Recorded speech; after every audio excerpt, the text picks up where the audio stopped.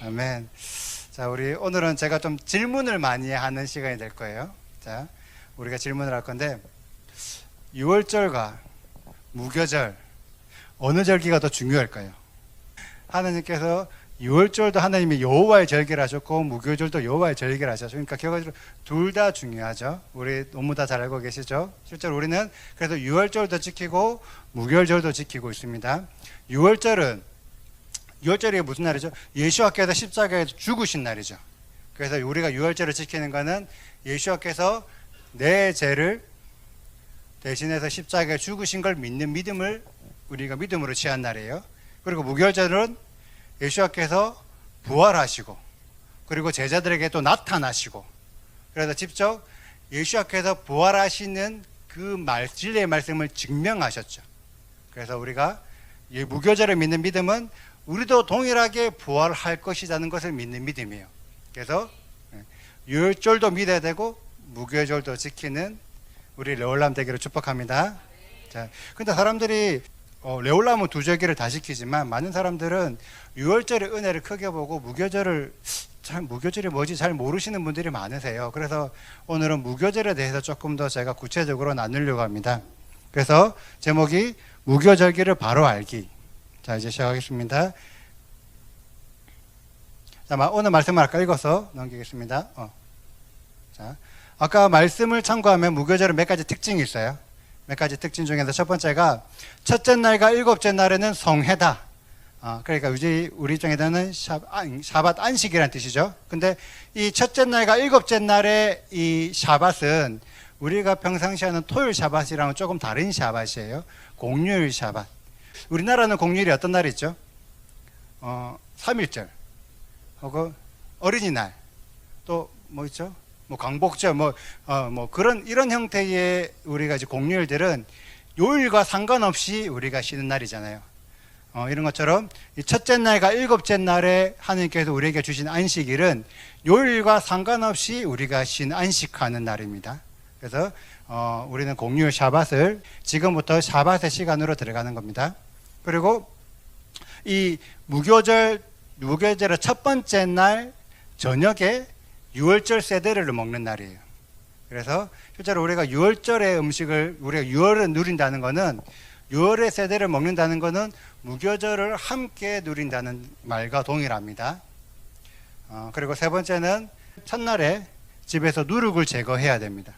그래서 첫째 날에 이스트가 들어가 있는 모든 빵들을 다 아까 우리도 유월절에 냉장고에서 빵을 버리는 우리가 액션을 취했지 않습니까? 그래서 집에서 누룩을 제거해야 됩니다. 그리고 유교병, 이스트를 먹으면 안 되고 무교병, mat자, 이 비스켓 같은 이 mat자를 먹는 날입니다. 그래서 많은 사람들이 무교절이 이런 특징을 가지는 건 너무나 잘 알고 있어요. 왜? 말씀에 너무 명확히 나오니까. 그런데 많은 사람들이 이 특징을 잘 모르세요. 무교절에는 빈손으로 여호와께 나아가면 안 된다. 말씀에 출애굽기 23장 15절에 나와 있습니다. 빈손으로 내 앞에 나오지 마라. 이 빈손으로 내 앞에 나오지 말라 이 말이 과연 무슨 말일까요? 어떤 목사님들은 이런 말씀을 예물을 들고 와라. 빈손으로 오면 안 되니까 예물을 묵직하게 헌금을 묵직하게 들고 온나 이렇게 해석하시는 분들도 계세요. 근데 저는 그 말을 아예 틀렸다고 생각하진 않지만 곰곰이 생각해 보면 다른 절기에는 하나님께서 말씀하신 어떤 제사들이 있어요. 근데 무교절은 특별하게 어떤 제사를 드려라라는 그런 말이 없습니다. 근데 원래 늘상 드리던 어떤 상번제 제사, 소제제 그런 정도의 제사를 드리지 무교절에만 특별한 제사를 드려라 이런 말씀이 없으세요. 그러니까 우리가 이 무교절에 빈손으로 오지 마라를 단순하게 예물로 해석하기에는 뭔가 조금 이건 사람마다 해석하는 게 틀리니까. 근데 저는 개인적으로 이 말씀을 원어로 찾아보면 이 원어로는 빈손으로 오는 이 손이라는 단어가 없어요.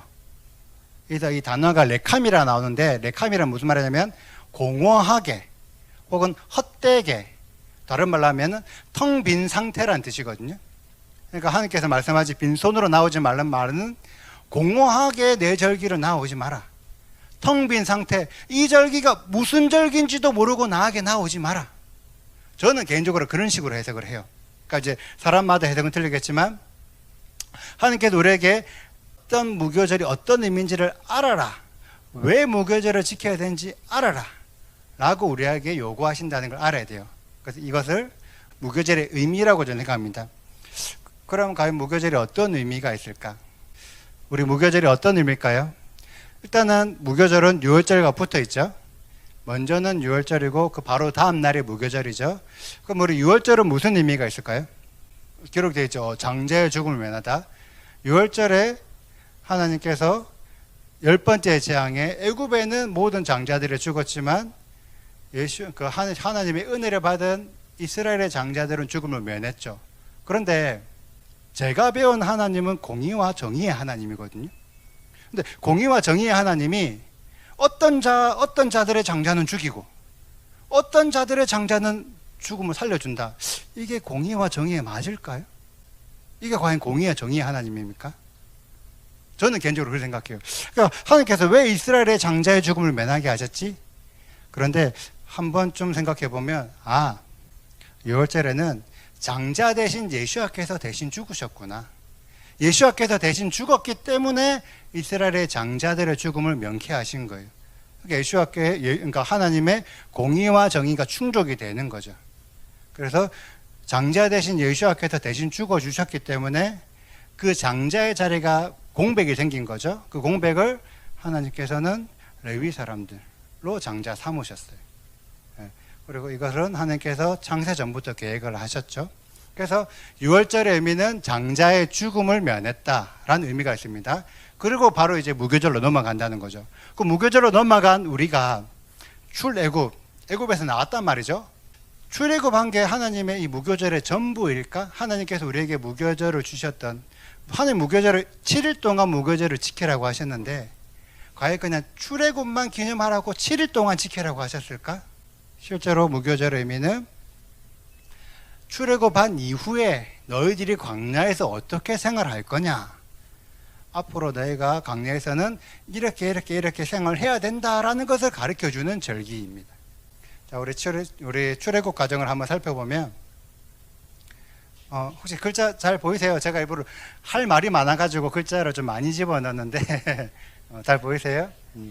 자, 우리 출애굽하는 과정을 이제 살펴보면 10일째 흠없이 어린 양을 우리가 미리 준비하죠. 미리 준비해서 우리가 지켜 보호합니다. 그리고 14일 해질 때 양을 잡죠. 그리고 양의 피를 좌우 문설주와 문인방에 바릅니다. 그리고 이제 양고기를, 이때는 양고기를 특별하게 삶아 먹으면 안 되고 구워 먹으라고 말씀하셨어요. 그리고 구워 먹어서 가족과 이웃들과 함께 나누어 먹어라. 그리고 그 양고기를 먹은 그날 밤에 애굽에는 열장이 내렸고 이스라엘 사람들은 그 재앙을 피해서 장자의 죽음을 면했죠. 그러니까 이스라엘 사람들이 양고기를 먹은 그날 장자가 죽어서 슬퍼서 이스라엘 사람들을 내쫓았어요. 맞죠?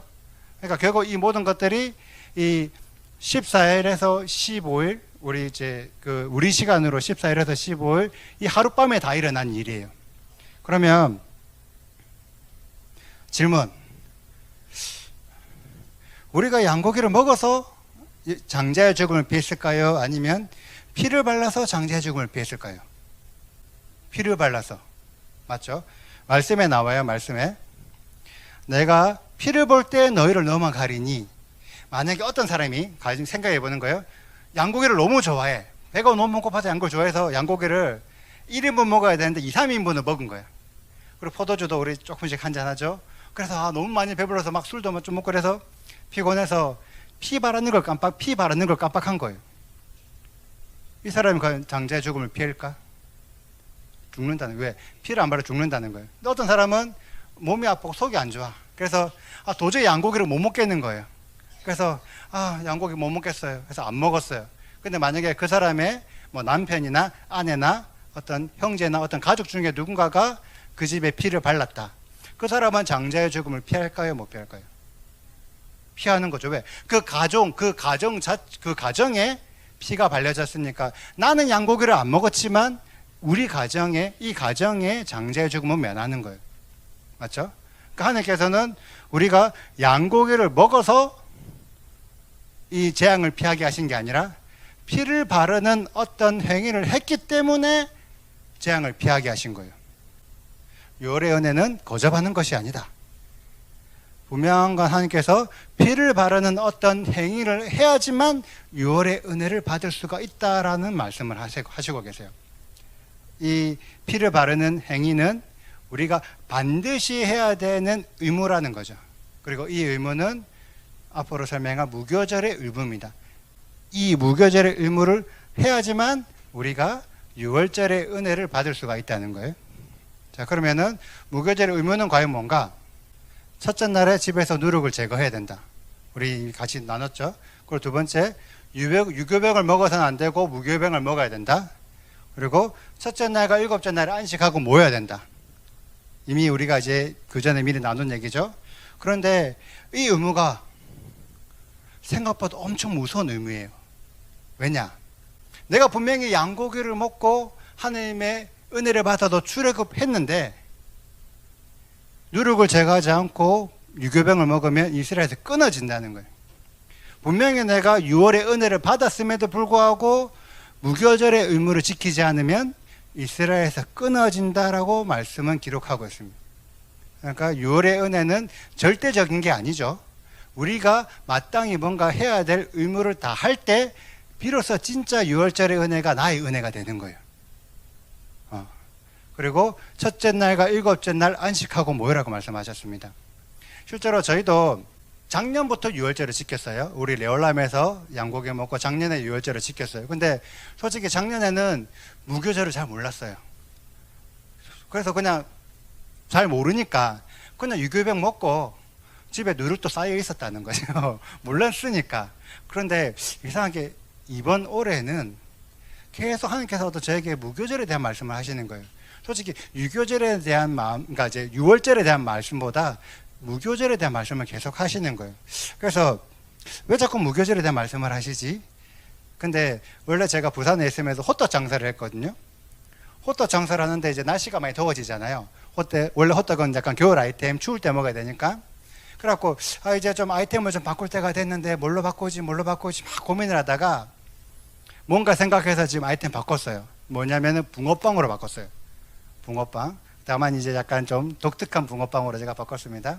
근데 이 호떡에서 붕어빵으로 바뀌는 이 시기가 뭐 제가 의도한 건 아닌데 너무나 아이러니하게 제가 무교절 첫날 시점으로 바꾼 거예요.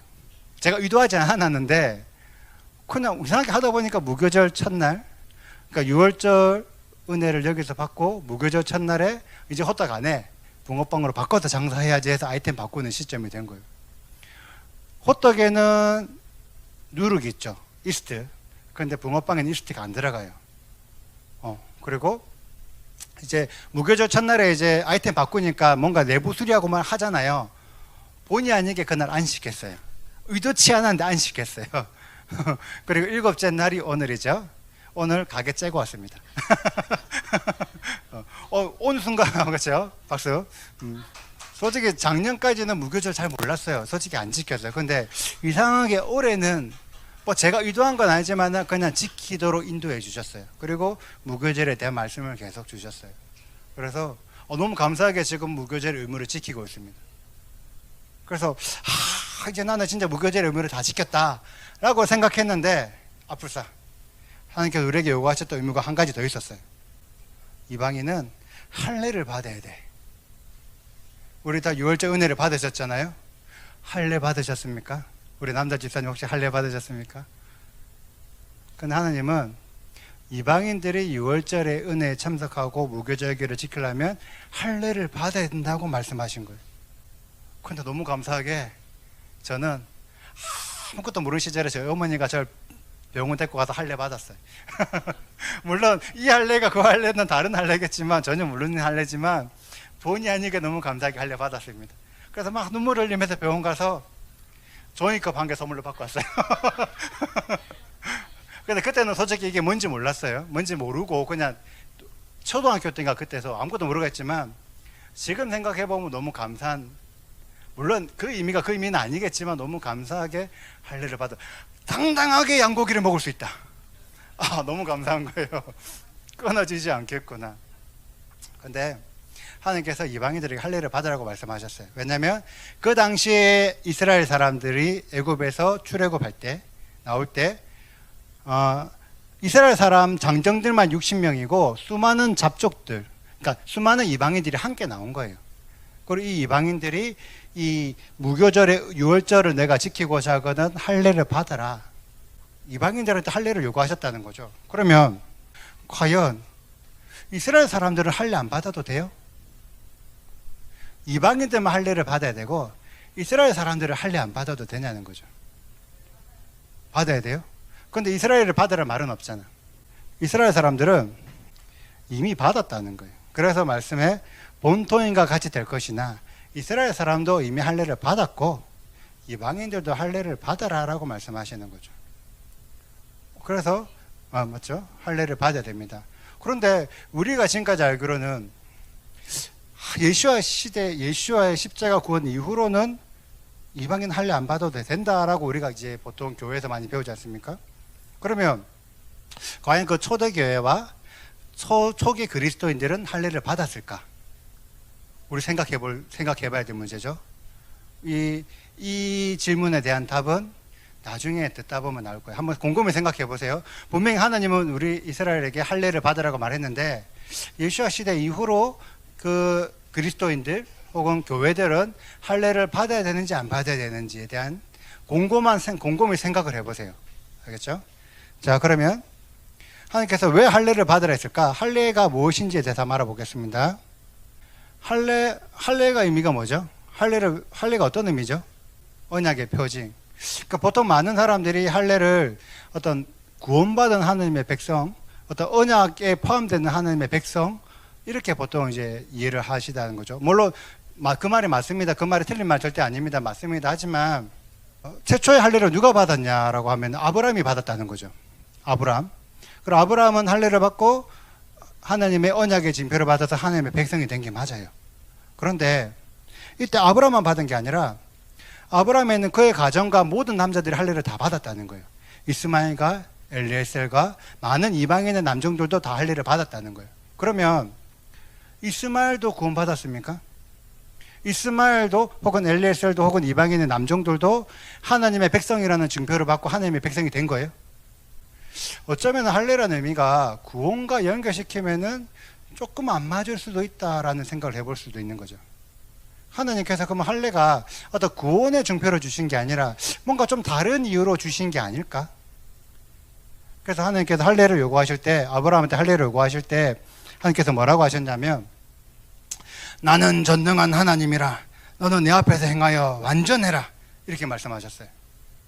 이때 17장 1절, 창세기 17장 1절에 말씀하셨거든요. 그런데 이 완전해라는 의미는 뭐냐면 탐임, 완전하다, 온전하다, 흠이 없는 상태다 이렇게 말씀하신 거예요. 그런데 왜 하나님께서 이 완전하고 온전하고 흠이 없기 위해서 할례를 요구하셨을까요?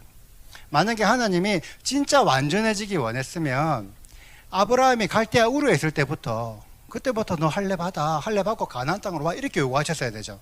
아니면 하란에서 너 할례 받고 이제 너 가나안 땅 와 이렇게 요구하셔야 되잖아요. 근데 왜 그때는 할례를 하라고 말씀 안 하시고 17장 나이가 99세거든요. 아브라함 99세. 왜 99세가 됐을 때 비로소 할례를 받으라고 말씀하셨나는 거죠. 근데 이 창세기 16장에 무슨 일이 있었냐면 아브라함이 86세에 하갈에게서 이스마엘을 취했어요. 그리고 86세 그 이전에 엘리에셀, 다메섹 사람 엘리에셀을 나의 양자 삼아서 하나님의 언약을 이어가게 해달라라고 요구했다는 거예요. 그래서 하나님이 뭐냐면 창세기 16장 86세 그때부터 17장 1절에 나오는 99세까지 13년 동안 아브라함에게 모습을 보이지 않으셨어요. 그리고 99세가 되셔서 아브라함에 나타나셔서 너 내 앞에서 행하여 완전해라라고 말씀하신 거예요. 근데 이 완전해라는 의미가 아까 말했지만 완전하다, 온전하다도 있지만 흠이 없다, 죄가 없다 이런 뜻도 있다는 거죠. 그래서 뭐냐면 조금 다른 의미로 해석을 하자면 아브라함아 너 내 앞에서 죄 짓지 마라. 조금 가격하게 얘기하면 아브라함아, 제발 내 앞에서 쓸데없는 짓 좀 하지 마라. 계속 이방인 엘리에셀을 언약에 끼워놓고 내가 원했던 게 아니라 하갈에 이스마엘을 언약의 자손으로 집어넣는 그런 쓸데없는 짓 하지 마라. 이 말씀을 하셨은 거예요. 왜? 이 나와 너희와 너희 후손에 지킬 언약은 누구의 언약이에요? 여호와의 언약, 하나님의 언약이에요. 나와 너희 사이의 언약의 표징은 여호와의 언약의 표징이에요. 하나님의 언약은 누가 이루십니까? 하나님의 계획, 하나님의 언약을 우리가 이룰 수 있어요? 하나님의 언약은 하나님이 이루십니다. 그래서 그 이루는 방법도 하나님의 방법으로 하는 거예요. 아브라함은 아브라함의 생각으로, 아브라함의 방법으로, 이렇게 하면 언약이 이루어질 것 같은데, 이렇게 하면 돼, 이렇게 하면 자신 나올 것 같은데, 하나님이 그 방법 아니야. 내 언약은 내 방법으로 하는 거야. 그래서 너 내 앞에서 쓸데없는 듯 하지 마. 할례 받아. 그래서 할례는 어떤 의미냐면, 더 이상 내가 세상적인 방법을 취하지 않겠습니다. 하나님의 방법을 취하겠습니다. 내가 세상과 구별되겠습니다. 이 의미가 할례의 의미에 포함되어 있다는 걸 아셔야 돼요. 그래서 물론 할례를 받았다고 해서 무조건 세상과 구별되는 건 아니에요. 이 할례를 받는다는 말은, 할례를 받으면 어떻게 돼요? 남자분도 할례 받으면 어떻게 되냐면 매일 확인을 하게 돼요. 소변 볼 때 내가 할례 받았네. 내가 아직 언약 안에 있네. 매일 확인하게 되는 거죠. 혹은 내가 뭔가 좀 마음에 드는 이성이 생겼어. 우리 오늘 같이 좀 좋은 시간 가질까? 근데 확인하게 되는 거예요. 하나님의 일을 자꾸 내가 허투루 하면 안 되겠네라고 자꾸 기억하는 그 역할이에요. 그래서 언약의 표징 계속 보면서 확인해라. 근데 이 확인이 그냥 네가 구원받았다는 걸 확인해라 이런 뜻이 아니라, 내가 쓸데없는 짓 하면 안 되는구나, 내가 하나님의 방법대로 해야 되는구나를 확인한다는 거예요. 그래서 할례는 세상과 구별하겠습니다 라는 결단의 의미다라고 생각하시면 됩니다.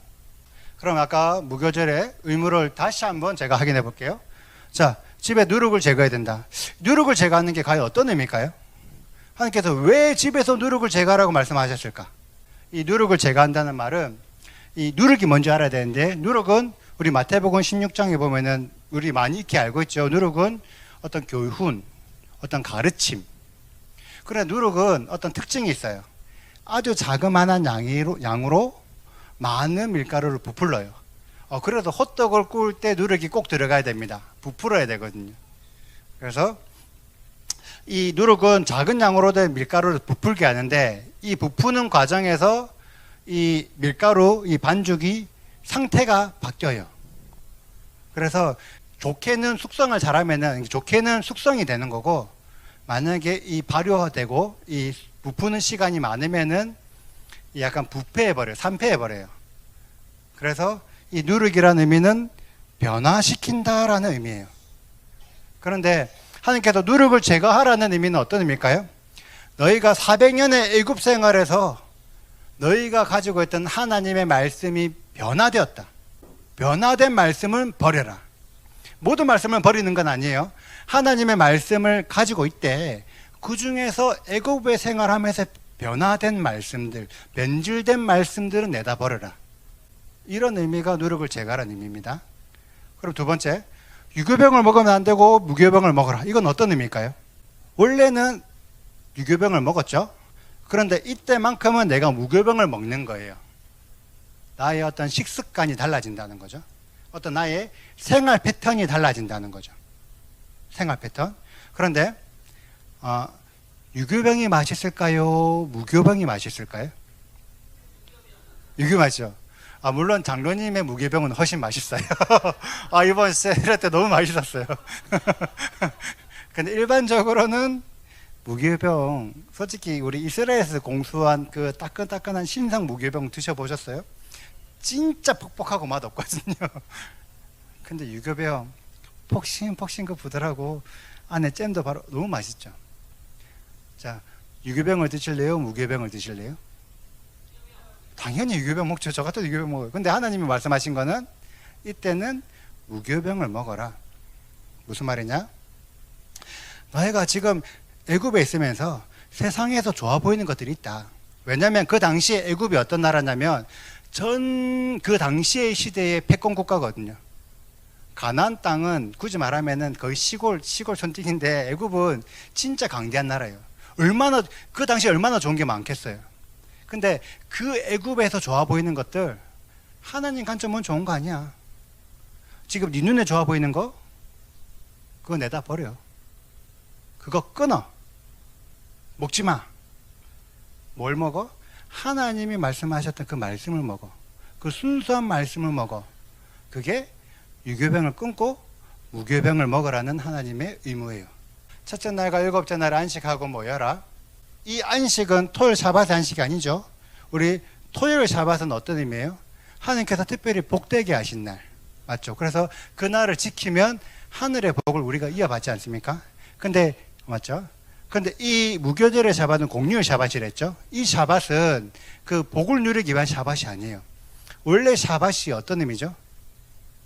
끊다, 스탑, 멈춰, 내려놔, 이런 의미죠.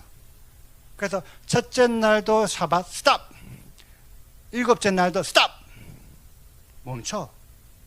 네가 지금까지 애굽에서 살아왔던 그 시간들, 네가 지금까지 세상에서 살아왔던 그 시간들 이제 멈춰. 이제 내려놔, 끊어. 그리고 그 시간 동안 하나님의 것을 새롭게 덧입어. 그러기 위해서 너희가 뭘 해야 되냐? 모여라. 하나님 것을 배우기 위해서, 하나님 것을 덧입기 위해서 모여라. 그래서 하나님께서 무슨 날이라 하시면 이 날을 성경 안에 기록이 되어 있는 것은 이 날은 안식일이라고 기록이 되어 있지 않아요. 이 날은 성회다라고 기록이 되어 있어요. 성회다. 성회가 뭐냐면 미크라가 뭐냐면 카라거든요. 카라가 부르다예요. 부르는 날이라는, 부르는 날. 미크라 카도시, 미크라 코데시. 하나님께서 거룩하기 위해서 부르는 날이라는 거예요. 그래서 하나님께서 뭐냐면 일로 와, 일로 와, 일로 와, 일로 와, 일로 와, 일로 와. 시작할 때도 일로 오고 끝날 때도 일로 와. 어디 도망가지 마, 도망가지 마. 세상으로 가지 마. 일로 와, 일로 와. 하고 도망가지 못하게 끌어모으는 거예요. 시작할 때부터 끝날 때까지 어디 가지 말고, 세상으로 가지 말고 모여 있어라 라는 게 하나님께서 우리에게 주셨던 첫째 날과 일곱째 날의 성회라는 뜻입니다. 이 날은 세상과 구별될 것을 가지는 시간이에요. 할례는 아까 설명했지만 이방인도 할례 받아야 되죠. 그리고 이스라엘도 할례를 받아야 돼요. 그래서 모두가 다 할례를 받아야 됩니다. 근데 이 할례가 어떤 의미를 했죠? 세상적인 방법이 아닌 하나님의 방법을 따르겠습니다. 내가 이제는 세상과 구별하겠습니다. 구별되겠습니다. 라는 시간이라는 거죠. 하나님께서 이걸 요구하셨다는 거죠. 그런데 우리들이 조금 오해하는 부분이 있어요. 많은 사람들이 혹은 어떤 많은 신앙인들이 교회 안에 있으면 나는 세상과 구별되었다라고 생각한다는 거예요. 하나님을 믿지 않으면 세상, 하나님을 믿으면 나는 구별된 자, 이렇게 보통 생각을 한다는 거예요. 그런데 진짜 교회가 구별되어 있습니까? 진짜 교회 안에 진짜 완전히 구별돼 가지고 난 더 이상 세상 것 취하지 않을래, 구별돼 있나요? 여기서 말하는 세상은 사람이에요. 사람. 제가 이거는 그냥 저의 내피셜. 보통 성경에 보면은 어떤 세상을 바다라고도 표현을 한단 말이죠. 세상을 바다. 바다는 뭘로 이루어져 있죠? 물.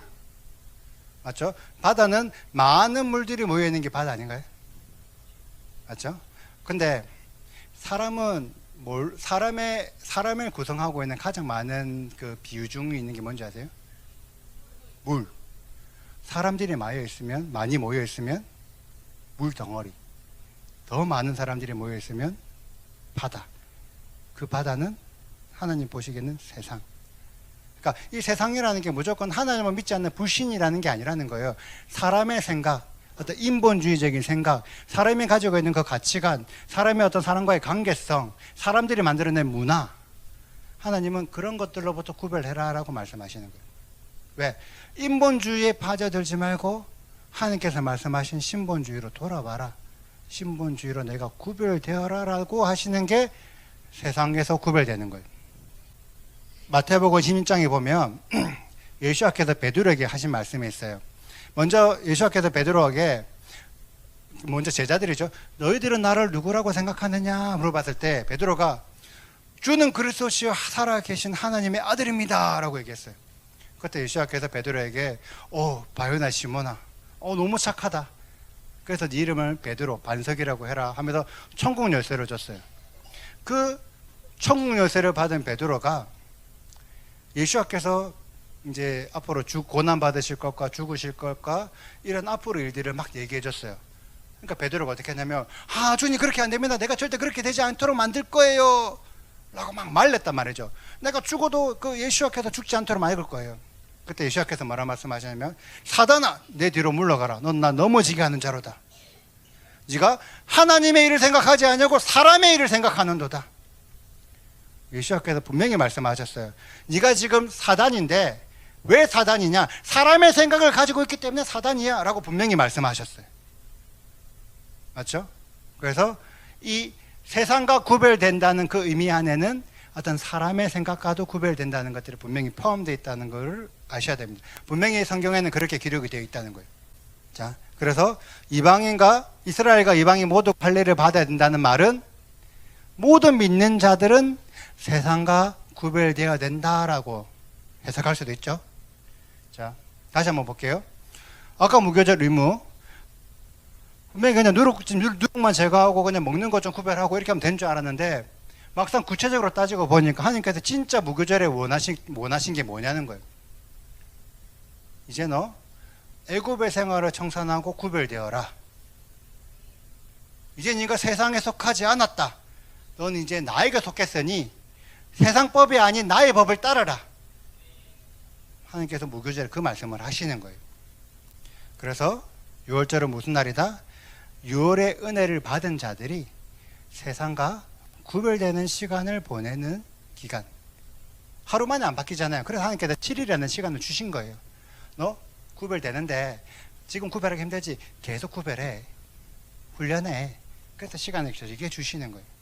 그런데 과연 출애굽한 이스라엘 사람들이 이 무교절이 구별된다는 의미라는 걸 알았을까요? 성경을 보면 이스라엘 사람들은 애굽을 너무 사랑했어요. 그래서 이 1번 전에는 10번째 재앙이 있었겠죠. 10번째 재앙을 통해서 출애굽한 다음에 홍해 앞에 딱 간 거예요.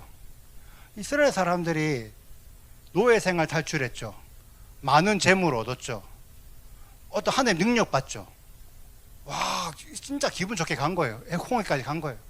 홍해가 딱 가니까 불안한 거라. 그래서 모세한테 말하냐면, 왜 나를 애굽에서 끄집어내서 날 죽게 만들었냐? 내가 애굽에만 있었으면 안 죽었는데 왜 날 데리고 나와서 날 이렇게 바다에서 죽게 만들었냐라고 모세를 원망합니다. 근데 하나님께서 어떻게 하셨어요? 홍해를 가르셨죠. 홍해를 갈라서 마른 땅을 지나가게 하셨어요. 만약에 우리가 홍해를 건너서 마른 땅 지나갔다 생각해 보세요. 기분이 어떨까요? 와, 진짜 와, 와, 하나님 짱이다. 와, 진짜 대단하다. 근데 이스라엘은 홍해를 건넌 다음에 마라의 씀을 보면 또 원망한 거예요. 물론 이때는 내가 애굽 때문에 원망했다는 애굽이라는 단어는 집착 안 나요. 그래서 내가 세모라고 했는데, 애굽에서는 마음껏 물 먹을 수 있는데 여기는 물도 못 먹는 거예요. 그게 원망한 거예요. 바로 조금 전에 홍해를 건넜는데. 그리고 나서 이 마라의 씀물에서 하나님께서 또 물을 달게 하셔서 물을 마셨죠. 그 다음에 신광야로 갔어요. 신광야에 가갖고, 내가 애굽에서는 고기도 먹었는데 고기를 못 먹네. 원망했어요. 근데 신기한 게 이 신광야가 언제인지 그 시간이 그 날짜가 기록이 돼 있어요. 성경에. 둘째 달 15일. 둘째 달 15일 무슨 날인 줄 아세요?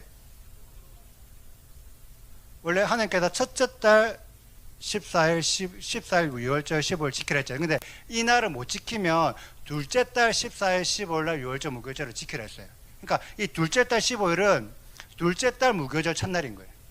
둘째 달 무교절 첫날에 애굽에서는 고기도 마음껏 먹었는데 고기를 못 먹냐라고 또 불평 투덜투덜한 거예요. 그리고 또 어떻게 했냐? 느비딤 하나님께서 느비딤 물이 없는 거예요. 애굽에서는 또 물도 마음껏 먹었는데 물도 없네. 목말라 죽겠다. 또 모세를 원망하죠. 그래서 모세가 반석에서 물을 내죠.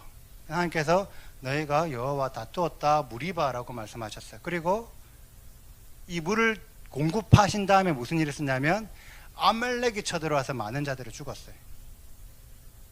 자, 그리고 시내산에 도착한 다음에 우리가 모세가 하나님의 돌판을 받을 때 남아있던 이스라엘 사람들은 금송아지를 만들었죠.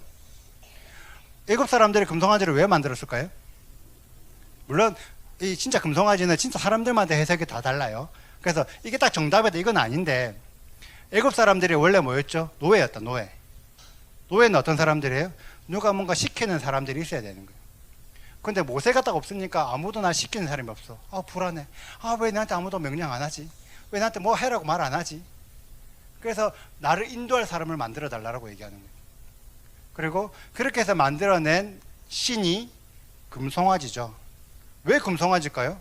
금돼지도 있고 금토끼도 있고 금말도 있고 뭐 여러 가지가 있는데 왜 금송아지일까? 그렇죠. 애굽의 신이 아피스 소신이었어요. 그러니까 하나님의 말씀 받고 신에서 한 영광 보면서도 애굽을 못 끊고 있는 거예요. 그리고 나서 이 사람들이 성막을 지었죠. 성막을 진 다음에 성막에 출발을 했어요. 그리고 난 다음에 다베라에서 불로 응징을 받았어요. 근데 이때도 신기한 게 날짜가 적혀 있어요. 둘째 달 둘째 20일 이후. 둘째 달 20일이 무슨 날일까요? 아까 똑같죠? 무교절기. 근데 실제 이때는 어떠냐면 불기둥 구름기둥이 3일 먼저 가고 뒤에 이스라엘 사람들이 따라갔거든요. 그러니까 실제로는 20일 플러스 3을 해야 돼요. 왜? 20일 날 불기둥 구름기둥이 먼저 갔으니까 애굽 사람들은 뒤에 3일 뒤에 따라가면 20며칠 날 다베라의 불에서 하나님의 징계가 있었던 거예요. 무교절, 둘째 달 무교절 지난 다음에. 그리고 나서 기브론 핫다바에서 전염병 하나님께서 큰 재앙으로 치셨다 했거든요. 근데 이 기브론 핫다바에서 내가 애굽에서는 야채도 먹고 고기도 먹고 뭐도 먹고 먹었는데 왜 나한테 없냐?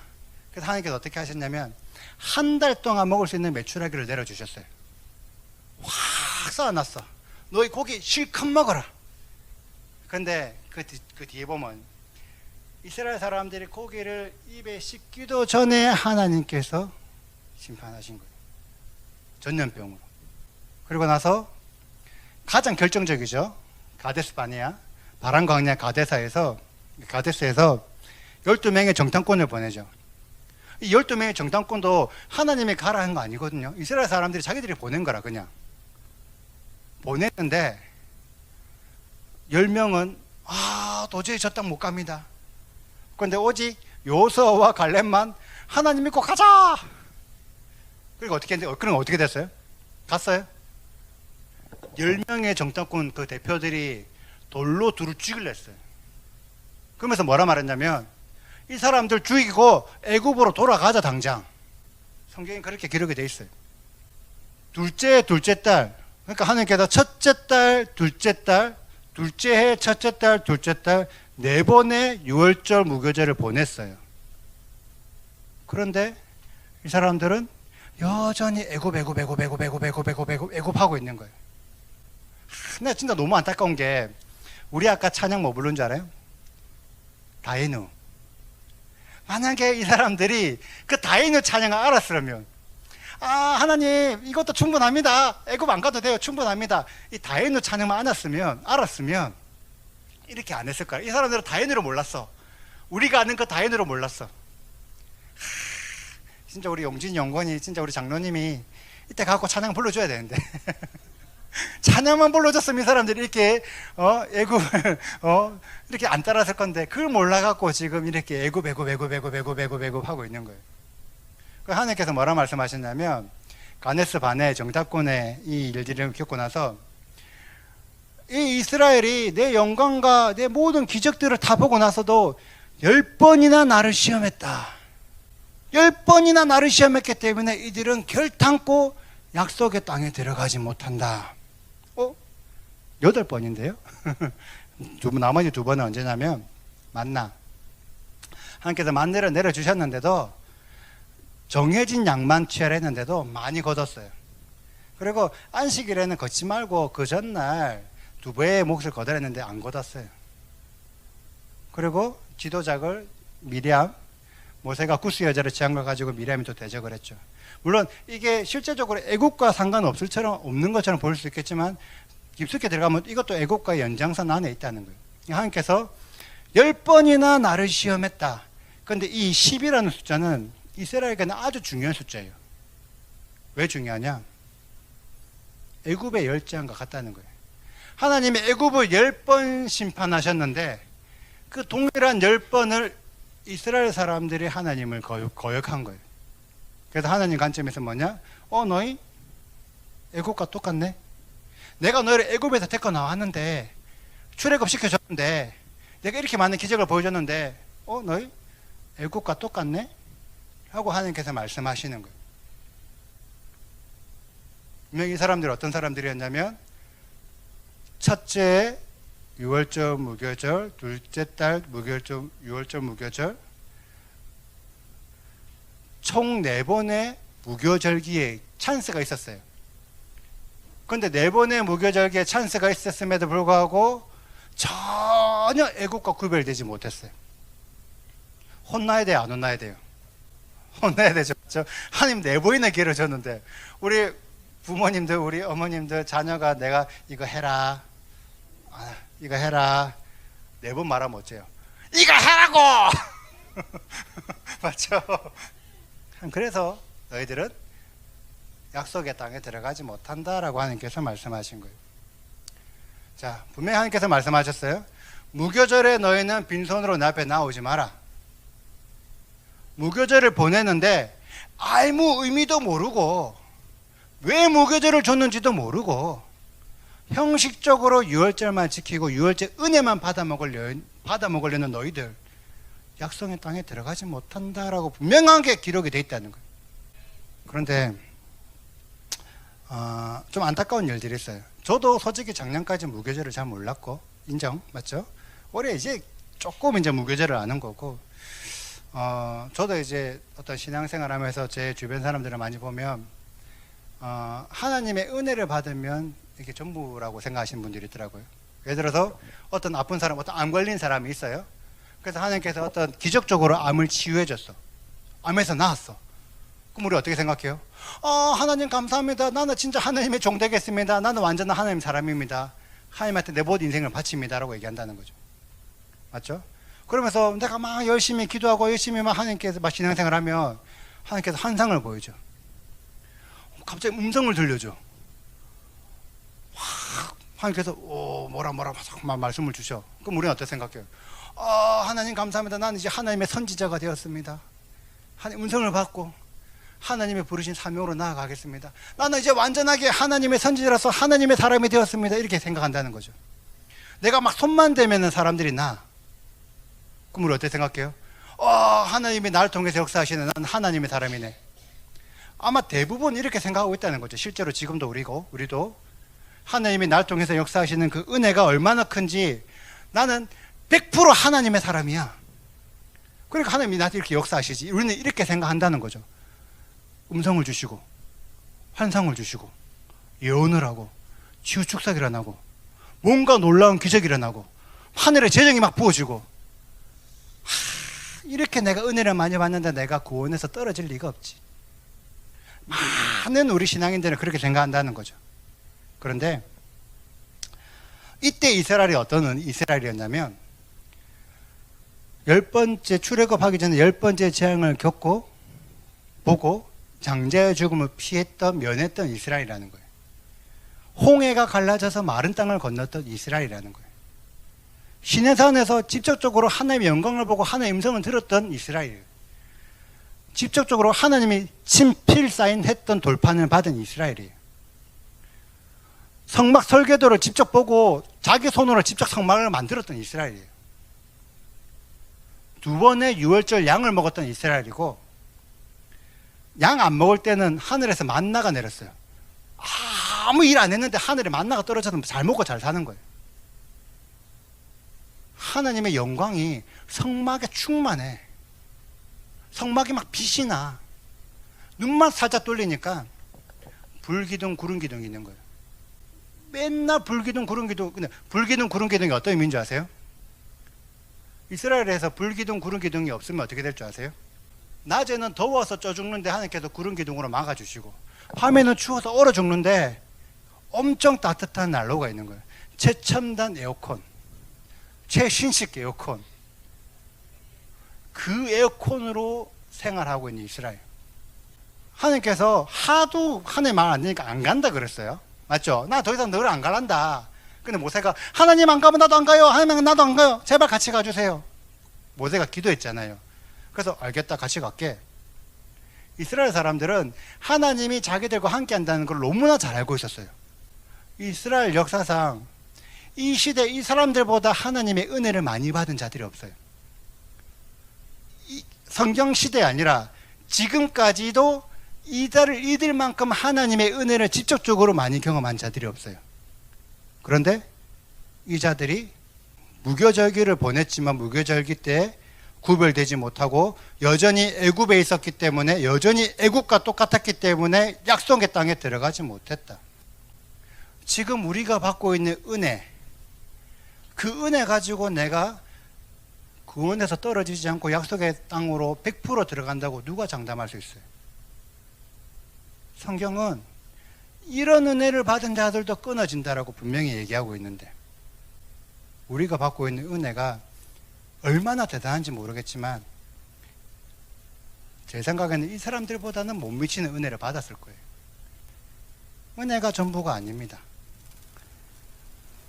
분명한 거는 하나님이 시킨 말씀을 순종치 않고 행하지 않으면 하나님이 약속하신 그 새하늘 새 땅 새 예루살렘 혹은 예수께서 통치하시는 천년왕국에 들어가지 못한다라고 분명히 성경은 기록이 되어 있습니다. 자, 그런데 많은 사람들은 이거는 구약이잖아, 이 얘기는 구약이잖아, 예수께서 십자가 죽으셔서 이미 이 절기들 다 폐해졌어, 안 지켜도 돼 라고들 생각한다는 거죠. 맞죠? 그럼 과연 예수와 시대에서는 무교절기를 지켰을까 안 지켰을까? 한번 보죠. 예수와께서는 무교절기를 어떻게 보내셨는지. 첫째 달 10일 날 베다니에 있다가 예루살렘으로 입성을 하셨어요. 들어오셨어요. 이거는 흠없고 어린 1년 된 어린 양을 미리 준비하는 것과 같은 의미죠. 그리고 13일 날 저녁에 제일 만찬을 했어요. 근데 이거는 솔직히 많은 사람들이 조금 헷갈려 하시는 부분이기도 해요. 왜냐하면 원래 6월절 만찬은 언제예요? 14일 저녁에 하죠. 그러면 상식적으로는 예수께서 14일 저녁에 6월절 만찬을 먹고 그날 밤에 겟세마네 기도가 다 접해가지고 그 다음날 죽으셨으면 15일날 죽으셨네? 많은 사람들이 이거 잘 몰라 해요. 근데 그 당시에 유대인들은 어떤 습관이 있었냐면 원래 6월절이 이스라엘의 장자들이 죽어야 되는데 죽으면 면했잖아요. 그래서 장자들이 그 자기의 죽음을 구원받았다고 생각해서 그날을 기념하고 그날을 금식하는 걸로 어떤 문화를 만들어 놓기도 했어요. 그래서 장자들이 14일 저녁, 그러니까 지금 우리들 시간으로 말하는 거죠. 우리들 시간으로 14일 저녁에 세데르 만찬을 금식을 하고, 그럼 세데르 참여 못 하잖아요. 그래서 그 전날 13일 저녁, 지금 우리들 시간으로 말하는 거예요. 그러니까 유대력으로 말하자면 성경 14일 시작할 시점, 우리들 시간으로는 13일 저녁에 남들보다 하루 전에 먼저 세데르 만찬을 먹었다는 거예요. 물론 지금도 이런 기록이 있어서 그 유대인들 중에는 13일도 세데를 먹고 14일도 이렇게 뭐 지역마다 좀 차이는 있겠지만 13일날도 분명히 세데를 먹었다는 기록들이 지금도 많이 남아 있어요. 그러니까 예수께서 먹었던 세데르 만찬은 그냥 일반 우리가 성경에 기록된 세데르 만찬이 아니라 장자들의 금식을 해야 되기 때문에 그 전날 먹었던 장자들의 세데르였어요. 그러니까 예수께서는 13일날 밤, 13일날 저녁, 그러니까 유대로 치면 14일 시작할 시점에 세데르 만찬을 드셨죠. 그리고 겟세마네 기도하러 가시고 거기서 잡히셔가지고 14일 낮에 십자가에서 죽으셨습니다. 이렇게 하시면 이해되시죠? 시간적으로 14일 낮에 십자가에서 죽으시고, 이 시간은 원래는 양 잡는 시간이죠. 14일 낮에 해지기 전에 양을 잡으니까 원래 성경에 기록된 양 잡는 시간이에요.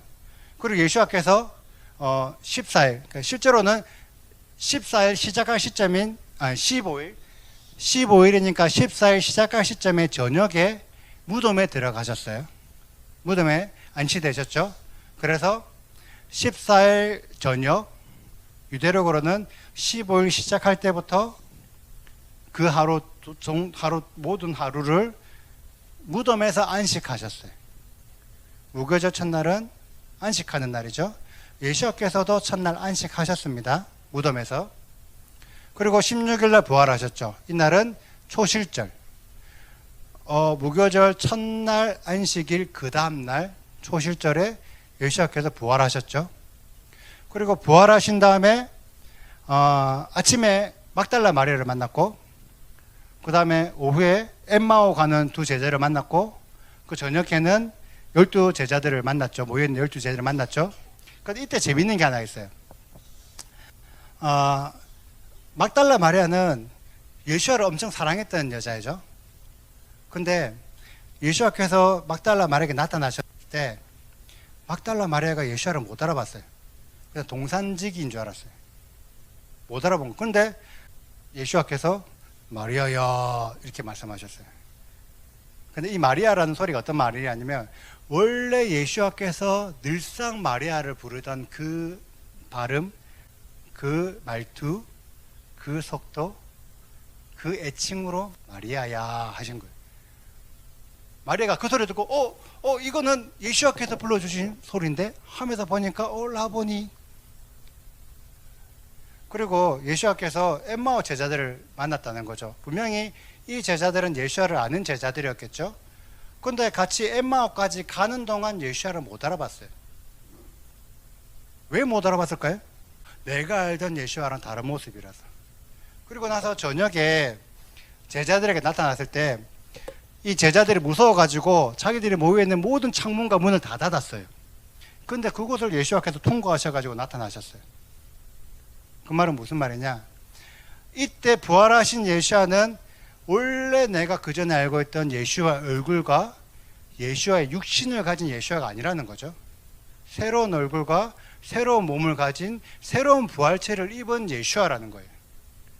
예수께서는 분명히 무교절 기간 동안 세상과 구별된 육신을 가지셨습니다. 그리고 예수께서 부활하신 다음에 40일째 되는 날 승천하셨죠. 왜 40일일까요? 곰곰이 생각해 보면 이 40일이라는 시간을 보내는 동안 둘째 달 6월절과 무교절을 다 보낸 이후에 승천하신 거예요. 둘째 달 6월절과 무교절을 다 보낸 후 그 다음에 오는 샤밧 때 예수와는 모든 무교절의 절기를 다 지키셨어요. 혹시 예수께서 안 지킨 게 있나요? 다 지키셨다는 거예요. 그런데 그 당시에 이스라엘과 제자들은 과연 무교절을 지켰을까? 예수와를 죽게 만드는 1등 공신이 사두개인들이죠. 그런데 이 사두개인들은 우리 조혜 목사님께서 적으셨던 마카비서를 보면 이 사두개인들이 어떤 사두개인지를 정확하게 알 수가 있어요. 이들은 이 로마 그 이전에 어떤 헬라, 그 헬라의 문화를 적극적으로 받아들인 유대인들이에요. 그래서 하나님의 말씀을 지키려고 하는 게 아니라 오히려 헬라의 헬라니즘을 시키려고 했던 유대인들. 그래서 이 사두개인들은 누구랑 지냈냐면 헤롯 왕이랑 지냈어요. 왜? 같은 어떤 로마가 임명한 헤롯 왕과 신분을 맺는, 그 말은 결국 유대 사회에서 헬레니즘에 젖어들어서 유대 사회에서 구별되지 못한 자들. 바리새인들은 어떤 자들이에요? 분명히 하나님께서 바리새인들한테 말씀을 맡기셨어요. 바리새인들이 엄청나게 열심히 연구했다는 거죠. 율법학자들. 그리고 막 말씀을 막 가르쳤어요. 그런데 예수께서 뭐라 하냐면 이들의 말은 듣되 이들의 삶은 본받지 마라. 왜? 실제로 바리새인들이 가르쳤던 그 가르침들이 하나님의 토례 말씀에 100% 맞는 게 아니었던 거죠. 왜? 여기에는 장로들의 유전, 사람의 전통들이 더해져서 하나님의 말씀을 누룩으로 변질시킨 자들인 거예요. 가룟 유다 어땠어요? 열심히 예수야를 따라다녔어요. 예수야 사역할 때 다 지켜봤어요. 그런데 향유값을 깨뜨린 마리아에 대한 내용을 보면 원래 가룟 유다는 도둑이라서 그 향유값의 그 가치를 훔칠 생각으로 거기 있었다라고 나와요. 그러니까 이 가룟 유다가 예수야를 왜 팔았냐면 돈 조금 벌고 싶어서. 내가 그 몇 년 동안 따라다니던 내 세상을 판 거예요. 실제로 무교절로 대입하면은 그 유교병, 원래 내가 먹던 유교병이 계속 먹고 싶은 거야. 그래서 유교병을 먹고 은 30냥을 받고 세상으로 애굽으로 돌아갔죠. 그래서 장자의 죽음을 당했다. 물론 실제 장자는 아니지만은 그냥 표현이 그런 거, 장자의 죽음을 당했다. 바리새인, 베드로는 어때요? 예수야를 분명히 예수께서 말씀하셨어요. 너는 새벽딱 울기 전에 날 3번 부인할 것이다. 절대 그런 일 없어요. 내가 왜 절대 부인하지 않습니다. 근데 실제 부인했죠. 근데 3번을 부인한 거는 완전한 부인인 거예요. 그래서 실제 원어로 보면 나는 절대 예수야를 모른다는 거예요. 나는 결단코, 나는 죽어도 예수야를 모른다라고 고백했어요. 그리고 나서 어떻게 했냐면 예수께서 분명히 부활한 육체로 제자들 앞에 나타났어요. 분명히 베드로가 부활하신 예수를 만났을 거예요. 근데 그 만나고 나서도 제자들과 같이 오버질 하러 간 거예요. 원래 내가 살던 그 습관, 분명히 하나님께서 모여 있으라, 모이라 라고 말했는데 베드로는 모이지 않고 자기가 있던 곳으로 갔다는 거예요. 모두가 하나님께서 말씀하셨던 그 무교절의 절기, 의무 아무도 지키지 못했죠. 그럼 하나님께서 뭐라 하셨냐? 내 백성에서 끊어진다. 그럼 베드로도 끊어졌습니까?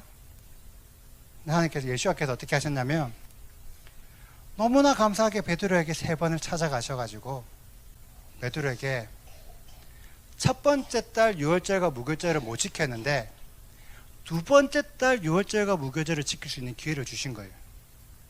그래서 어떻게 했냐면 내 양을 먹이라, 내 양을 치라, 내 양을 먹이라 라고 말씀하셨죠. 근데 이때 이 양이 원어로 좀 다른 양이에요. 첫 번째 내 양을 먹이라는 거는 알리온이라고 어린 양을 말하는 거고, 이 뒤에 말했던 어린 양은, 뒤에 말했던 양은 프리바톤이라고 다 큰 양, 어린 양을 말하는 거예요. 그래서 예수께서 내 어린 양을 돌보고 내 양들을 돌봐라 라고 말씀하신 거죠. 이 말은 예수께서 베드로를 예수와의 그 목장, 예수와의 양들을 돌보는 그 목장, 그 하나님의 목장으로 부르신 거예요. 너 세상에 오버짓 하지 말고 내 목장에 목자할래? 하고 예수께서 부르신 거예요. 어린 양을 먹이도록 하셨어요. 어린 양을 먹이려면 어떻게 되는지 알아요? 어린 양이 어떤 양이냐면 하나님의 제사에 올려드리는 양들이에요. 흠이 없이 보호해야 되는 양들. 그러면 이 어린 양을 먹이기 위해서는 그 목장의 가장 깊숙한 곳에 들어와야 돼요. 너 일로 와. 나의 가장 깊숙한 곳에 네가 들어와. 해서 베드로가 하나님의 예수와의 은혜로 두 번째 유월절과 무교절을 지킬 수가 있었습니다. 진짜 십자가 때문에 유월절과 무교절이 폐해졌다면 예수께서도 안 지켜야죠. 혹은 그 제자들도 이제 더 이상 안 지켜도 된다라고 말씀하셨어야죠. 근데 왜 예수께서 본인도 지키시고 그 제자들도 혹은 베드로도 지키게 하신다는 거죠. 유월절 폐해지지 않았어. 내 십자가는 유월절과 무교절을 1도 손대지 않았어 라고 말씀하시는 거예요. 그래서 지금 우리 시대도 분명한 거는 지금도 우리는 여전히 유월절과 무교절을 지켜야 된다는 거예요. 그리고 무교절기에 해야 될 의무를 해야 된다는 거죠. 우리 기독신앙 너무나 하나님을 열심히 잘 믿고 있죠. 확실하죠. 그런데 실제로 그 안에 들어가 보면 그 바리새인들이 했던 것처럼 변질된 믿음들이 상당히 많아요. 그걸 하나님께서 제하기를 원하시는 거예요. 모든 믿음이 잘못되었다라고 말을 하고 싶진 않아요. 하지만 분명히 그 안에 변질된 가르침도 있다는 거예요. 그거를 우리는 분별해야 될 줄 믿습니다. 그리고 세상의 가르침, 원래 아까 애굽은 엄청 강대한 나라였죠. 얼마나 좋은 게 많겠어요. 지금 이 시대 얼마나 좋은 게 많아요.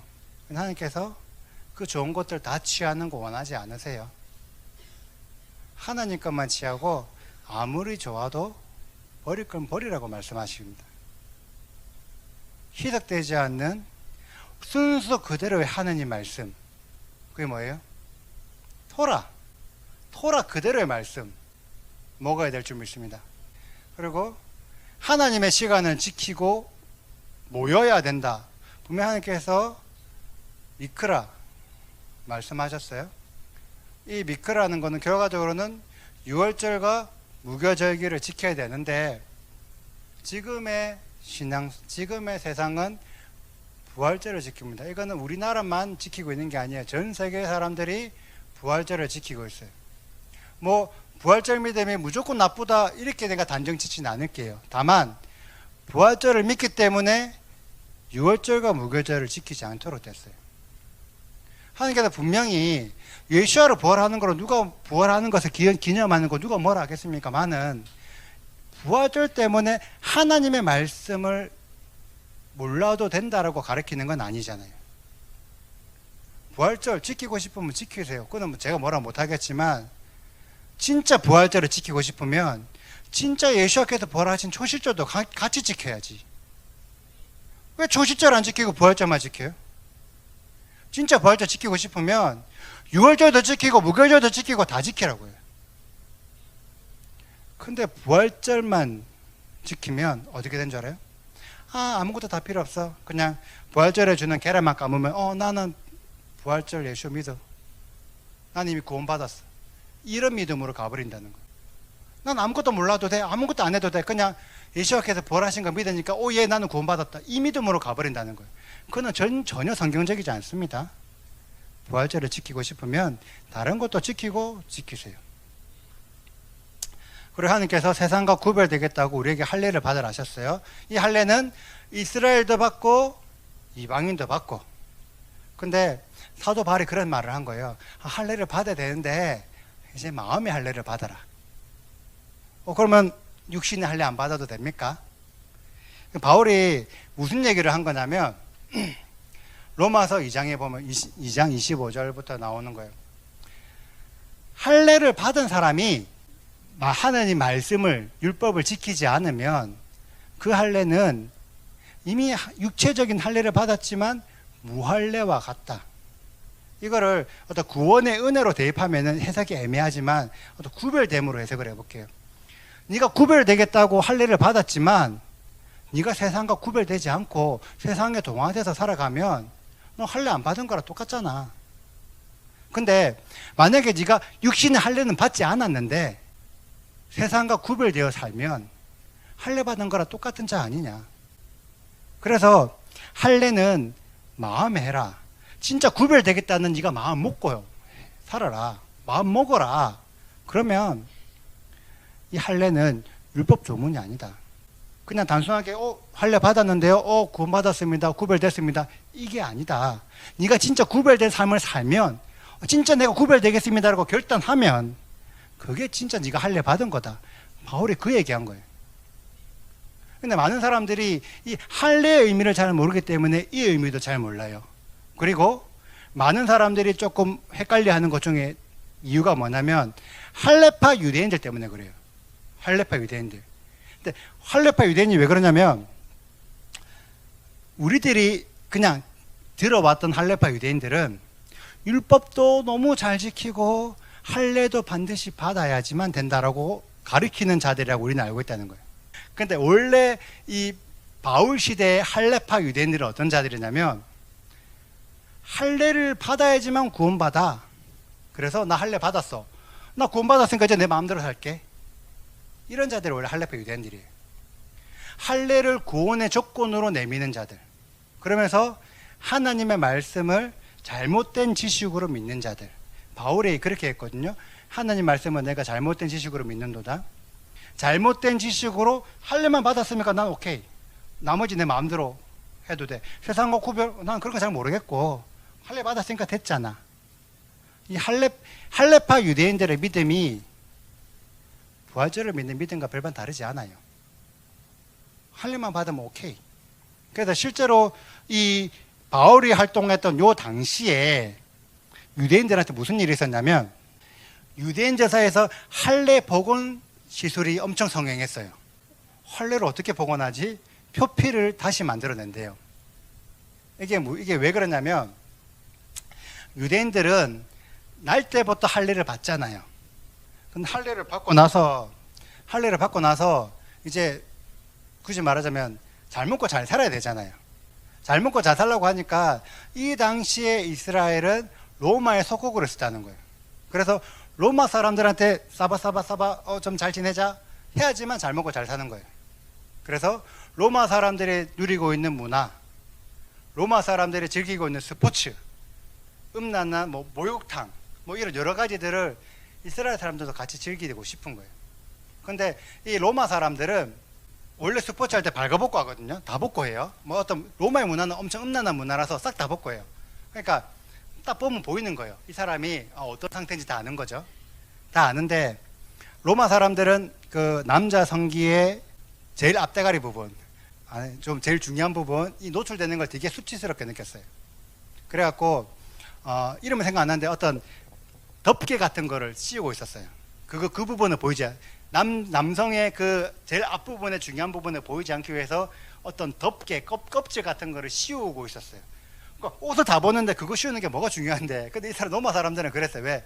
그 부분 보이는 거, 앞대가리 보이는 게 앞부분이 보이는 걸 되게 수치스럽게 느꼈거든요.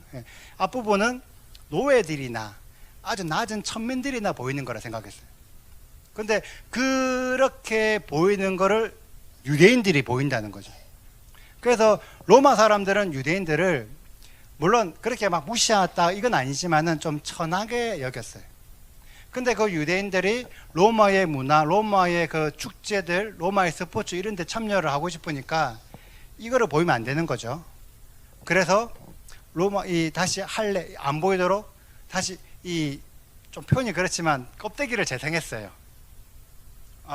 근데 이게 얼마나 성행했냐면, 얼마나 많은 사람들이 할례를 복원했냐면, 유대인들이 할례를 복원하지 못하는 새로운 방법으로 할례하는 페리아법을 만들었어요. 그리고 그게 미시나에 기록이 되어 있어요. 그 미드라시 미시나, 유대인들의 정리한 거 구전토라 알죠? 그 구전토라는 미시나에 페리아법이라는 걸 기록한 거예요. 이 페리아법으로 할례를 받으면 할례를 복원하지 못한다. 이런 식으로 새로운 방법을 만들어낼 정도로 많은 유대인들이 할례를 복원하려고 했다는 거예요. 실제로 유대인들이 할례 복원했다 하려고 많은 사람 성행했다라는 기록들이 그 유대 요세포스라든지 이런 유대 역사가들이 그 기록에 남아 있어요. 그러니까 결과적으로 뭐냐면 바울의 관점에서는 유대인들이 육신의 할례는 받았는데 이 할례가 부끄러워서 할례를 다시 회복하려고 하는 거예요. 그런 할례가 무슨 할례냐? 그 할례를 받았는데 부끄러워가지고 다시 그 재생하는 그게 할례야? 그게 믿음의 구원이야? 그거 아니야. 그 관점에서 바울이 얘기하는 거예요. 그런데 그 당시에 무할례자들은 어떤 자들이냐면 이방인들. 이때 무할례자들은 단순하게 이방인을 말하는 게 아닙니다. 이방인들 중에서도 예수를 믿어서 교회 안으로 들어오는 그리스도인들을 말하는 거예요. 단순하게 무할례자를 이방인으로만 해석하니까 이게 막 믿음이 없는 자도 구원받지 못한 자들로 해석하고 있어요. 그게 아니라 이방인 출신인데도 불구하고 예수를 믿고 토라의 가르침을 받아서 그 교회 안으로 들어오려고 하는 자들, 이걸 무할례자라고 부르던 거예요. 근데 이 자들은 어떤 자들이냐면 이 자들은 원래 그 헬레니즘의 사회에 살고 있었죠. 헬레니즘의 그 전 세계 그 로마의 문화에 빠져 있었다는 거죠. 그런데 헬레니즘의 문화에 평생 살다가 예수를 믿었어요. 복음을 듣고. 그리고 하나님의 말씀에서는 헬레니즘 문화가 우상 숭배네. 내 더 이상 이렇게 살면 안 되겠다 하고 헬레니즘 문화에서 더 이상 내가 이렇게 살지 않고 하나님의 토라의 문화대로 토라의 말씀대로 살겠다라고 결단하는 자들이에요. 그래서 로마의 그 당시에 로마의 스포츠, 로마의 문화, 로마의 음란한 행위, 축제 더 이상 내가 참석하지 않을게, 참여하지 않을게라고 결단하는 자들이 이 무할례자들이라고 칭함받는 자들이에요. 교회 안에 들어와 있는 이방인이지만 그리스도인들, 이들은 이미 결단하고 들어온 거예요. 이제 내가 더 이상 로마 헬레니즘 문화에 구별되겠다고 결단하고 교회 안에 들어온 거죠. 이들한테 굳이 다시 육신의 할례를 받아라라고 요구할 필요가 있을까요? 이미 결단하고 들어왔는데 결단하고 들어왔어? 근데 니 아직 할례 안 받으면 의미 없어 하면서 할례를 무조건 받아라고 강요했을까요? 그래서 실제로 초대교회 안에서는 할례는 의무사항은 아니었어요. 다만 이제 자기의 믿음에 따라서 할례를 받는 사람, 이방인 중에 할례 받는 사람도 있었어요. 근데 모든 사람이 무조건적으로 할례를 다 받으라고 의무하진 않았어요. 자기 어떤 믿음의 표현으로 할례를 받기도 하고. 근데 일단 기본적인 전제 조건은 뭐냐면 헬레니즘 문화 혹은 자기가 속했던 세상 문화에서 구별되어 나왔던 자들인 거예요. 구별되지 않고 나는 그리스도인입니다라고 말을 할 수가 없죠. 왜? 토라를 배우는데 토라의 말씀대로 사는데 그냥 내가 알고 난 여전히 내가 살던 대로 살게, 이거는 그리스도인이 아닌 거잖아요. 그래서 이때의 무할례자들은 하나님의 토라를 배우고 토라의 삶을 살아내서 세상과 구별된 이방인들이다. 그래서 할례의 삶을 살고 있는 자들이다. 그래서 너희가 마음의 할례를 받았다라고 얘기하는 거예요. 지금의 우리는 육신의 할례, 할례 안 받아서 무교절 참여 못하겠는데요. 마음의 결단을 해라고 하는 거죠. 더 이상 내가 무교절기에 유월절 은혜에 참여하고 싶으면 더 이상 내가 세상과 구별되어 살겠습니다라고 결단하고 먹으라는 거예요. 그 결단 없이, 세상과 구별되는 결단 없이 양고기 먹고 나는 구원받았습니다. 그거 아니야. 그거 무할례와 똑같아 라고 분명하게 바울은 얘기하고 있다는 거죠. 자, 실제로 그러면 유대인들이, 실제로 이방인들, 그리스도인들이 실제로 그런 삶을 살았을까? 바나바가 이 안디옥 교회에 파송됐죠. 바나바가 안디옥 교회에 파송돼 가지고 혼자서 이 이방인들인 안디옥 교회의 성도들을 가르치려고 하니까 솔직히 조금 마음이 어려운 거예요. 그래서 바울을 불렀어요. 다소에 있는, 길리기아 다소에 있는 바울을 불러가지고 1년 동안 그 이방인들한테 토라를 가르치니까 그제서야 비로소 사람들이 그 제자들을 그리스도인이라 일컫더라 라고 얘기를 하는 거죠. 우리는 이 구절을 가지고 엄청 좋게 생각해요. 역시 그리스도인들, 역시 그리스도인이랑 좀 틀리지. 우리는 보통 이런 식으로 이 구절들을 해석한다는 거죠. 역시 하나님 말씀 배우니까 그리스도인들은 역시 뭔가 달라도 달라. 예수를 믿는 자들은 뭔가 다르긴 달라.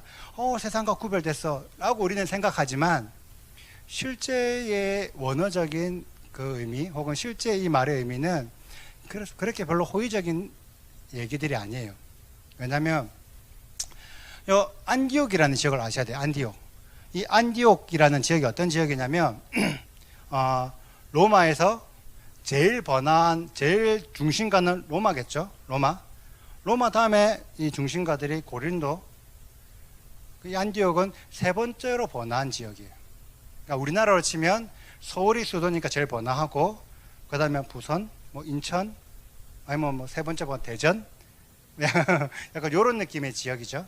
그러니까 엄청나게 사람들이 많고 경기가 활성화되어 있고 사람들이 시끌벅적하고 모든 그 발달된 문화들이 다 모여 있는 지역이 안디옥이에요. 이 안디옥에서 이 바나바와 바울이 1년 동안 하나님의 말씀 토라를 가르쳤어요. 그럼 1년 동안 토라를 가르치면 어떤 일이 있을까요? 1년에 하나님의 절기를 다 지키는 거예요. 1년 동안의 절기를. 하나님의 절기를 다 지키고 하나님 말씀을 들으면서 이 절기는 이런 의미구나, 이 말씀은 이런 의미구나 라는 말씀을 배우니까 이 안디옥에 있던 이방인들이 어떻게 되냐면 내가 지금 살고 있는 이 안디옥의 이 문화들, 이 헬레니즘에 젖어 있는 이 원래 했던 로마의 문화들, 이 문화 살면 안 되겠네. 더 이상 내가 원래 그전에는 안디옥에서 로마에서 했던 모든 축제에 참여하고 로마에서 했던 스포츠 참여하고 로마에서 했던 모든 좋은 것들을 다 참여했는데 말씀을 배우니까 내가 1년 동안 모든 절기를 다 경험하다 보니까 내가 이렇게 살면 안 되겠다 라고 해서 더 이상 내가 로마의 것들을 다 거부하기 시작한 거예요. 그러니까 안디옥 사람들은 뭐라고 얘기하냐면, 야, 니 작년까지는 내랑 같이 축제 갔잖아.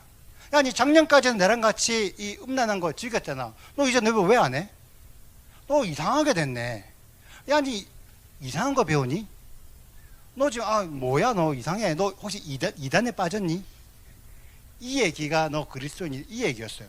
수치스럽고 조롱하는 얘기가 그 당시에 그리스도인이라는 의미였어요. 왜?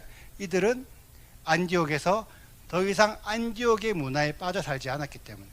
그래서 실제로 안디옥에 그 베드로가 설교했다는 교회가 하나가 있어요. 네이버 구글 찾아보세요. 안디옥 동굴교회라는 데가 있어요. 아까 말했죠. 아까 안디옥은 로마의 전 제국에서 세 번째로 번화한 지역이었어요. 그 재정이 넘치고 그 많은 문물들이 들어오고 사람들이 모여있는 박자박자한 그곳에서 동굴에 숨어서 예배했다는 거예요. 이 안디옥 성도들은 더 이상 내가 안디옥의 좋은 것들에 참여하지 않겠다. 숨어서 외곽에서 남들이 뭐라 하든 하나님을 예배했던 사람이에요. 그래서 구별된 자들. 그래서 이들이 남들이 뭐라 하든 날 부끄럽게 조롱하든 어쩌든 어떻게든 상관없이 그냥 하나님만 믿고 사니까 어떤 일이 생겼냐면, 예루살렘의 선지자 중에 아가보라는 사람이 좀 있으면은 전 세계 기근이 될 거다 이렇게 얘기한 거예요. 그래서 안디옥의 제자들이 이 구제를, 예루살렘에 구제를 하려고 작정을 한 거죠. 그리고 구제를 하는 거예요. 그러면서 이때 이후로부터 이 이방인들 교회에서 예루살렘의 교회에게 구제하는 어떤 그런 문화가 만들어졌어요. 그런데 뭐 구제할 수 있죠. 뭐 구제하면 헌금하고 구제하는 게 뭐 나쁜 일이라고, 맞죠? 뭐 할 수 있는 거죠. 근데 성경은 뭐라 기록했냐면, 천하의 큰 흉년이 들더라. 예루살렘에 기근이 들어서 예루살렘 사람들이 못 먹고 못 살아서 뭐 넉넉한 사람들이 뭐 돈 주는 거 뭐 이게 뭐가 별 거냐, 이게 아니라 로마의 모든 지역에 다 기근이 드는 거예요. 예루살렘에도 기근이고 로마에도 기근이고 안디옥에도 기근이고 다 이제는 못 먹고 살고 다 먹을 게 없는데, 그때에도 이 사람들이 자기 없는 형편을 털어가지고 예루살렘을 구제하더라. 이 안디옥 사람들이, 이 안디옥의 그리스도인들이 어떤 마음으로 구제할까요? 이 세상의 것, 이 세상 것 더 이상 나에게는 중요하지 않아. 이 안디옥의 많은 문물, 좋은 것들, 재정들, 풍족한 것들 이제는 나한테 중요하지 않아. 예루살렘아, 같이 먹자. 왜? 1년 동안 절기를 지키면서 구별됐거든요. 1년 동안 하나님 말씀을 들으면서 구별됐거든요. 그런데 이스라엘 사람들은 몇천 년 동안 하나님 말씀을 들으면서 구별되는 것을 몰라요. 지금의 교회들은 2000년 동안 하나님 말씀을 들으면서 나는 구별됐다라고 생각하지만 구별된 삶을 살고 있지 않은 사람들도 많다고요. 근데 이 사람들은 1년 만에 진짜 구별된 삶을 살아내는 자들인 거예요. 왜? 진짜 절기가 뭔지 정확하게 알았거든요. 그래서 이제 거의 끝나가요. 이 디모데 전서에 보면 이런 얘기가 있어요. 대만은 이 세상을 사랑하여 나를 버렸고. 근데 이 디모데 전서가 기록 연대가 보면은 AD 한 94년, 95년, 그러니까 바울이 거의 죽기 조금 전에 적었던, 바울이 서신 중에서 거의 마지막의 서신이거든요. 그때 대만은 이 세상을 사랑하여 나를 버렸고, 대만만 버린 게 아니에요. 그레스게는 이 세상을 사랑하여 갈라디아로 갔고, 디도는 이 세상을 사랑하여 달마디아로 갔고, 오직 누가만 남아 있었다라고 얘기하는 거예요. 분명히 데마랑 그레스게랑 디도는 하나님을 믿는 사람이었어요. 바울의 엄청나게 귀한 동력자였어요. 그래서 진짜 너무나 예수를 믿고 너무나 하나님 말씀대로 살고 모든 절기를 다 지키며 살았던 자인데, 이 AD 64년에 무슨 일이 있었냐면 네로의 핍박이 있었어요. 네로의 핍박으로 모든 그리스도인들이 이 죽임을 당하고 환난을 겪는 시기가 오니까, 그 전까지는 주여 하나님 예수와 사랑합니다 예수밖에 없습니다라고 고백했던 자들이 세상으로 돌아가더라는 거예요. 분명히 지금 내가 믿음을 지키고 있는데, 분명히 지금 내가 구별된 삶을 살고 있는데 이 믿음이 언제까지 가냐는 거죠. 이 믿음이 진짜 내가 구별되어 있냐 구별되어 있지 않냐를 뭘로 구분하냐면, 환난이 왔을 때도 내가 구별되어 있는지, 진짜 내가 핍박 받으면서도 내가 구별하는지. 환난 왔는데 세상의 사랑에 돌아간다? 하나님은 너 구별되지 않았어 라고 얘기하는 거예요. 똑같이 이 요한복음, 이 요한 1서죠. 요한복음, 요한 1서, 2서, 3서, 요한계시록은 AD 90년대 그 이후로 적은, 그러니까 성경에 보면은 가장 마지막 시기에 기록된 성경이에요. 가장 마지막 시기에 사도 요한이 뭐라고 말했냐면, 누구든지 세상을 사랑하며 하나님 사랑 안에 있지 않다라고 얘기하는 거예요. 왜? 이 시기에는 많은 핍박들이 있어서 많은 믿는 자들이 세상으로 돌아갔거든요. 많은 사람들이 나 더 이상 세상과 구별되지 않을래, 너무 힘들어, 그냥 세상 편하게 살게, 돌아갔다는 거죠. 왜 돌아갔냐? 육신의 정욕, 악목의 정욕, 이생의 자랑 때문에. 이들이 하나님 말씀을 몰랐을까요? 너무나 잘 알았던 자들이죠. 너무나 잘 배웠던 자들이죠. 그런데 내가 구별되는 그 마음의 결단, 내 마음의 할례를 잠깐 내려놓으니까 구별되지 않은 상태로 가버린 거예요. 하나님은 분명히 말씀하세요. 너희가 무교절에 구별되지 않으면 약속의 땅으로 들어가지 못한다. 너희가 아무리 어린 양을 먹고, 너희가 아무리 예수야를 믿고, 너희가 아무리 많은 은혜를 받아도 세상과 구별되지 못하면 약속의 땅에 들어가지 못한다. 근데 그 구별되는 거를 언제? 핍박받을 때, 환난이 있을 때, 네 목숨이 간당간당할 때, 그때도 네가 구별될 수 있겠니? 성경은 분명하게 우리에게 말해주고 있는 거예요. 그런데 1년 동안 교회에서 말씀을 잘 배워서 이 절기가 어떤 의미고 저 절기가 어떤 의미고 여기 어떤 의미고 어떤 의미고 어떤 의미고 어떤 의미고 다 아는 자들은 세상과 구별되더라. 그리고 이 의미를 계속 지켜나가는 자들은 세상과 구별할 수 있다 라고 성경은 또한 기록되고 있어요. 지금 많은 우리의 어떤 문화들, 신앙인들 문화들은 하나님의 절기 없어졌어, 이제 안 지켜도 돼. 그거 뭐가 중요해? 예수의 십자가 때문에 지금 다 완성됐는데 그 절기 왜 지켜? 근데 성경은 1도 그런 얘기 안 한다는 거예요. 분명히 하나님 우리한테 구별될 거를 말씀하고 계십니다. 그리고 그 구별하는 절기가 언제라고요? 무교절이라는 거예요. 저도 몰랐어요. 저도 오래돼서 아는 거예요. 하나님께서 말씀을 주셔서 오래돼서 아는 거예요. 저도 몰랐어요. 그런데 6월절 고기 너무 맛있다는 거죠. 6월절 맞자 너무 맛있다는 거죠. 2월절 은혜 또 받고 싶다, 또 먹고 싶다, 또 먹고 싶다. 너무 맛있게 먹다 보니까 내가 구별되는 걸 깜빡했네. 근데 너무 감사하게 괜찮습니다. 왜? 우리에겐 두 번째 딸이 있거든요. 첫째 딸에 구별되지 못했으면 두 번째 딸을 구별하면 돼요. 하나님께서 너에게 또 한 번 기회를 주시는 거예요. 이번 무교절, 내가 이번 무교절 잘 몰랐는데요. 그래서 그냥 유교병 먹고 뭐 다 했어요. 누룩 그냥 다 먹었어요. 하지만 다음 달 15일, 둘째 달 15일은 이제는 안 할게요 라고 우리 마음에 할례가 필요합니다. 하나님께서 분명히 말씀하셨어요. 이 모든 하나님의 말씀을 지켜 하나님의 뜻을 행하는 자는 영원히 여호와의 장막에서 거하리라. 맞죠? 우리 유월절, 무교절, 초실절 하나님께서 절기를 7개밖에 안 주셨어요. 근데 그 중에 벌써 3개가 넘어갔어. 좀 있으면 오는 오순절, 그리고 나팔절, 대속절, 초막절, 수장절. 하나님 절대 1도 그냥 주시지 않았어요.